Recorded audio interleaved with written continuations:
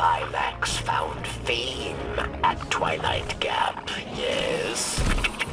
Fame for ruthlessness, for final deaths. For Phylaks, there is no greater joy than battle.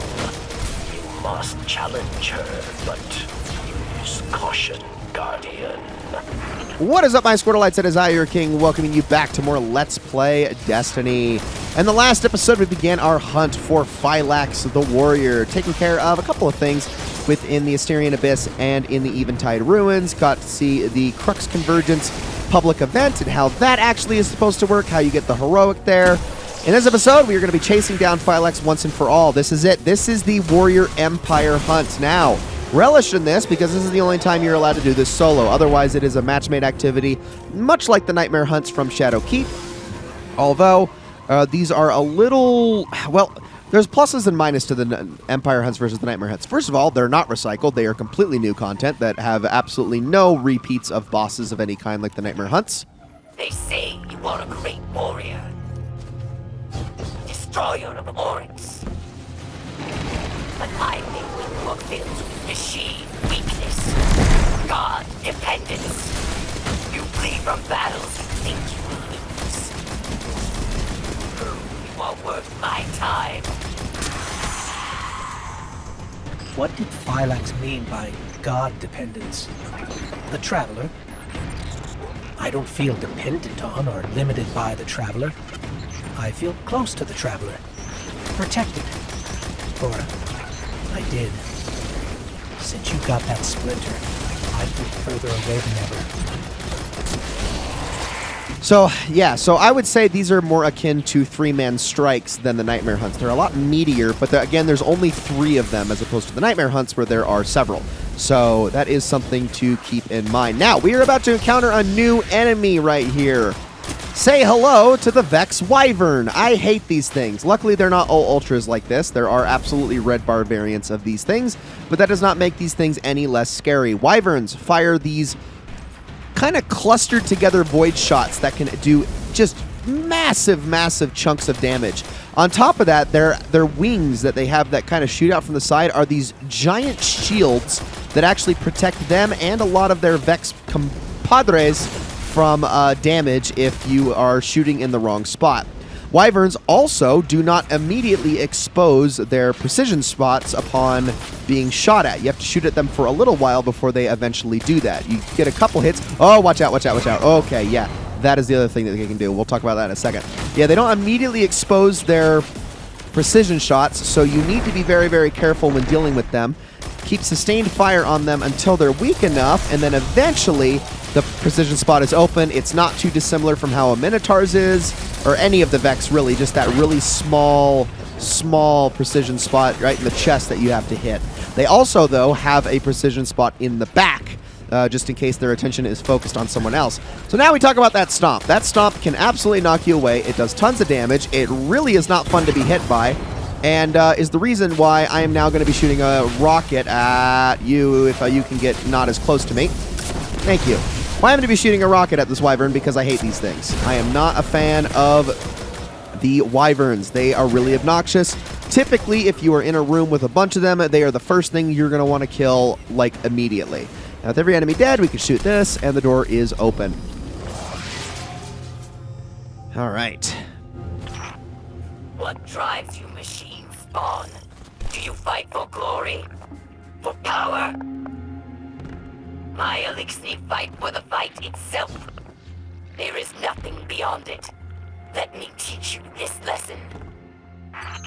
Okay. We'll see what you have in store. So I actually do like these Empire hunts. I think they're fun, but I just wish there was more of them. There's only 3, which is a little bit less so great. And also, of course, you know, these use...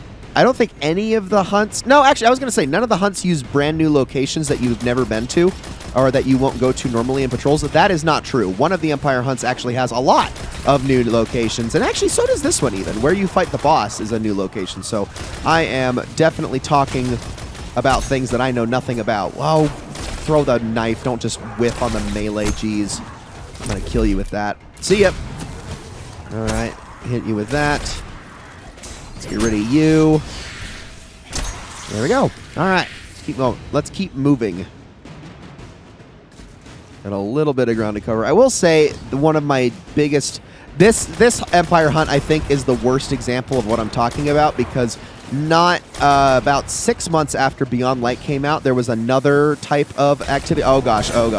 There was another type of activity that was released that had a mission that basically goes along the exact same path as this Empire Hunt, so it can feel a little bit rehashed. And that activity is actually better than these Empire Hunts as well, so we'll be talking about that in due time.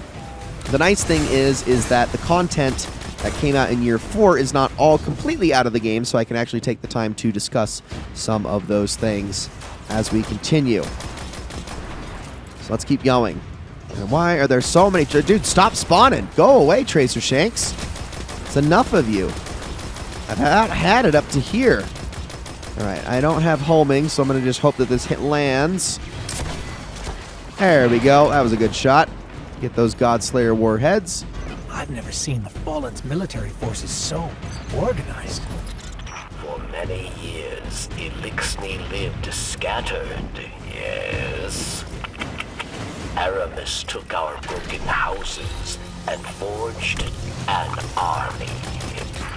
And she wants to give that army stasis if they ever came to the last city. I'm just going to kill this wyvern immediately. Oh, okay. Yep, it wanted to. It wanted to really, really bad. Sheesh. All right, we have another one. That one's getting a rocket. That one is definitely getting a rocket. Goodbye. Who's left? A single goblin somehow managed to hang on. All right. Let's destroy all those crystals, and down goes the door. Now you are a worthy challenge. A chance to hold my blade. Come find me, machine spawn. I am waiting. You know, I probably should have saved my super for this part. Another one of those giant mechs. Technology taken from the Kel's Scourge. Another splintered house, united under Aramis. Yeah, I forgot how easy that brig is to kill. It's kind of ridiculous, actually. For some reason, that one's is so nerfed in the health department. But all right, here we are.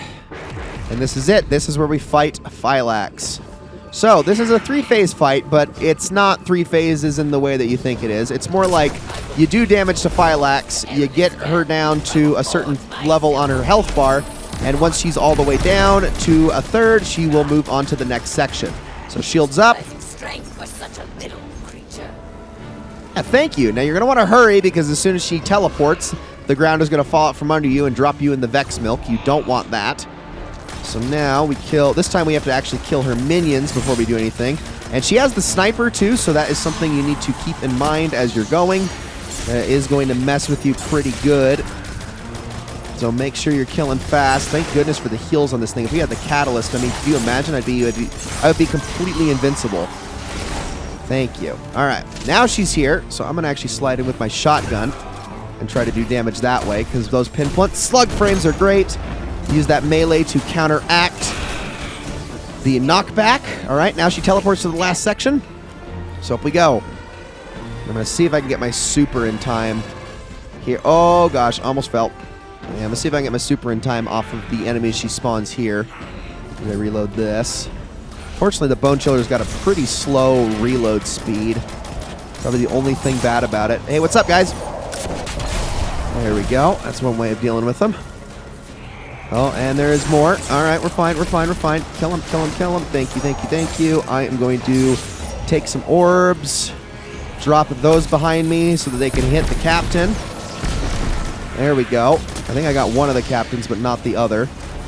There you are. All right, get out of here. And now that she's down here, before she uses stasis, why did that not work? Oh, no, you suck. Dang it, I have to do this first. All right, all right, all right. Well, I guess we're going to get our super back anyway, so it's not a huge deal.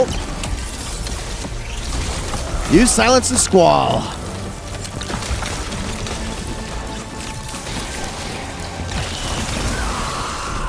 And there it is. Barracks. Phylaks is down. Her soldiers will scatter. But there are other powerful Phylaks that will stand in your path. Destroying the general doesn't destroy the army. But this is a start, at least. Let's get that splinter back to camp. And that we will in the next episode. Ladies and gentlemen, thank you all so much for watching this episode of Let's Play Destiny. I hope you all enjoyed it very much, and I will see you all in the next one.